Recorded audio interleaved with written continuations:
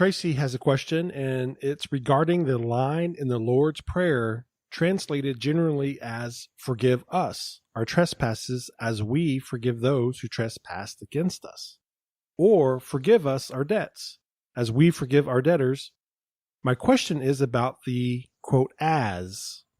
I have generally taken it to mean "in the same manner as," but I have come to realize that it could also mean "at the same time as."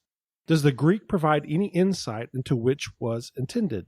Both certainly would seem to be appropriate. Such a little word to mean so much. Yeah. Yeah, I think generally, to jump into this, the Lord's Prayer appears only in Matthew, and this Matthew 6. So we're going to be going with Matthew 6, verses 12 through 14 for this question. In the Greek New Testament, the passage reads, "Forgive us our debts as," and the Greek word is hos there, "we forgive our debtors." There is no Greek word hos later in verses 14 and 15 about the trespasses, so it only occurs in the one spot. So since the question revolves around that little conjunction, hos, I wanted to point that out, that it's only in one part of it.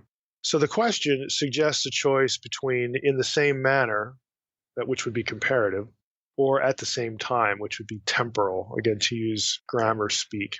The comparative is, you could probably argue that the comparative is the predominant semantic for the conjunction hos. However, grammars do note temporal semantics for the conjunction in certain passages. So the "at the same time" idea or translation, that's legit. I mean, you certainly have that possibility. Now, if we look this up in BDAG, which is the standard lexicon for the Greek New Testament, it will note that hos can be a temporal conjunction, and it will actually say, with the aorist, it recommends the translation of "when" or "after." In other words, there's when something happens, or after something happens, then you have that temporal sort of sense. In Matthew, the verbs are aorist, so again, you have a temporal possibility there, and you could translate it, something like, let me just go to Matthew 6 here and go to the actual example. "Forgive us our debts when we have forgiven our debtors," or "after we have forgiven our debtors." I mean, if you go with "when," that's a little more closely coordinated. The both sides of the forgiveness. "After" is, after implies a little bit more chronology. This happens, then that happens, and "when" is like this. You get this feeling of simultaneity, or something that approximates simultaneity. I mean, but there's no way to be any more granular than that. So, back to the question: does the Greek provide any insight into which of those semantic options was intended? About what all you can say is both certainly would seem appropriate. I mean, you could go with either, the comparison or the temporal idea, but there's no way to really say, well, this is the case here, and we can build an argument to exclude the other. And I have to be honest, I don't really see the need to choose.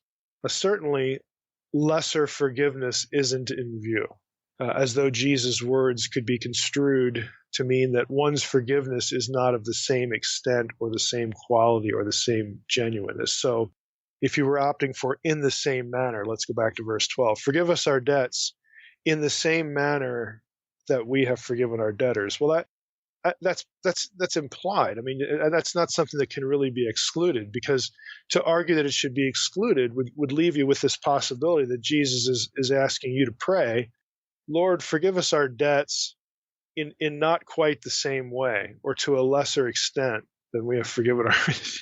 It just doesn't make any sense. It's very obvious that without even thinking about the conjunction, we want, Jesus is suggesting we have a one-to-one correspondence here. God's going to be inclined to forgive us as we have forgiven our debtors, and that's how we should be thinking about the situation. So, the comparative idea, "in the same manner" idea, that seems kind of intuitive. Now, when the comparison is God's own forgiveness, again, that's what's being asked for in the prayer, then it makes little sense to turn the question into "Father, forgive us to a halfway extent." So it just seems intuitive.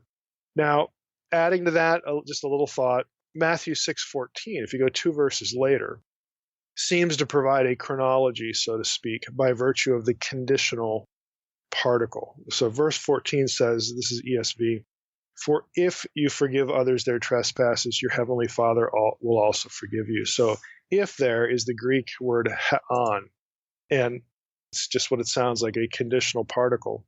And that is typically followed, and in this case, this is the case, it's followed by a subjunctive verb form. Now, the verbs up in verse 12, one is an imperative, forgive us our debts, and the other one, as we have forgiven others, that's indicative. Imperative is the mood of command, indicative is the mood of reality. It just sort of states something that is. And down here in verse 14, we have the subjunctive. The subjunctive is the grammatical mood of unreality. That is, it describes actions that haven't happened yet, like future, or that may or may not happen based upon conditions that are set. And that's what we have here in verse 14. If you forgive others their trespasses, your heavenly Father will also forgive you. There's a contingency there. So, if that's the case, then you obviously have a chronology. One thing has to happen before the other. And so you don't really have at the same time there. You do have a chronology there, and you could take that chronology that's clearly presumed in verse 14 and then read verse 12 in light of it. But you would still have a temporal use of the conjunction. It may not mean at the same time, but there's a time element there. So either way, again, just to recap here, it allows us, the host can be a comparative semantic in the same manner. It can be temporal, either at the same time or some sort of chronological time. Both of those are operable here. Again, I don't see the need to choose. I think the only thing that you could eliminate is simultaneity, only because of verse 14. Again, if you wanted to look at verse 14, you have an obvious condition. This has to happen before that does. And then you would be reading verse 12 in light of that temporal situation.